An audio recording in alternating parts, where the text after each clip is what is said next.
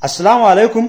Kafin yi nisa dole in tura saƙon godiya ga Hajiya Hibba. Na gode da gagarumar kyautar da yi kamun, Allah Ubangiji ya ƙara arziki. Yau kuma wannan bidiyo na musamman ne da na yi zuwa ga Hajiya Ummu Safiya da kuma Hajiya Fauziya Yusuf. A wannan bidiyo ne na haɗin magani domin rage ƙiba. Wannan haɗin mai kyau ne idan kun bi shi yadda na faɗo shi, insha Allah za ku ga alfanunsa bayan sati 3. Abubuwan da za ku nemo shi ne, ku nemo ɗanyar citta.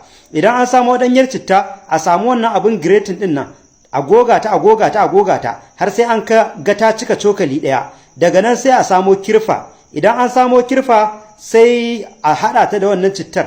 Sai kuma a samo tafarnuwa. Idan an ɓare ƙwallon tafarnuwa, a cikin ƙwallon tafarnuwa akwai ƙananan ƙwallaye, sai a samu ƙwallo ɗaya na cikin ƙananan ƙwallayen, sai a haɗa su, sai a samu ruwa kofi ɗaya, sai a tafasa su.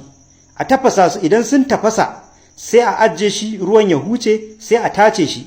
Daga nan sai a samu lemun tsami, a tsaga shi guda biyu, a matsa rabi a ciki, a juya shi sai a sha da sassafe kafin a karya da komai. A fara sha da safe. Kuma idan za a yi kari, kar a karya da abu mai maski ko kuma wani dai abinci mai maiko haka ko mai nauyi. A karya dai da abinci dai wanda yake bai da maski sosai.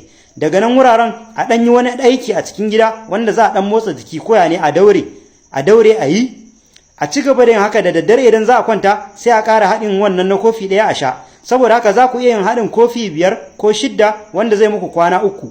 Ku sha da safe kafin ku karya. Idan za ku karya, kar ku karya da abinci mai nauyi ko mai maski. Daga nan wuraren sai da daddare idan za ku kwanta, ku ƙara sha ku kwanta. Amma da ranar, a kowace rana, ku ɗan samu ku ɗan yi wani aiki da zai motsa muku jiki koya ne. Ku ci gaba da yin haka har na tsawon sati 3.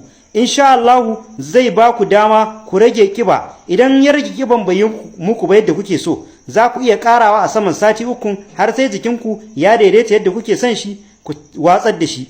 Idan kuma kafin sati 3 ya cika, sai kiga ga jikinki ya rage daidai yadda kike so, sai ki bar shi haka nan, sai ki ajiye shi a gefe, ki ci gaba da cin al'amuran abincin da kike saba da sauran abubuwa. Wannan haɗi yana da matuƙar muhimmanci kuma yana da kyau sosai, domin mutane da yawa sun jarraba kuma sun yi min godiya a bisa wannan haɗin.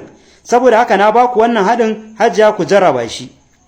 Idan akwai abin da kuke so in muku bidiyo a kansa wanda ban yi ba, kar ku manta ku yi ku ajiye a comment section, zan duba in yi muku.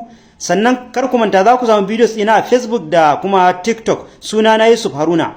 Ku yi sharing wannan bidiyon domin mutanen da suke da irin wannan bukatun su gani, su gwada. Idan Allah ya ba su lafiya ya kuma biya musu bukatunsu da ni da ku, duka Allah zai haɗa mu a cikin ladan. Nagode da kasancewar mu a tare.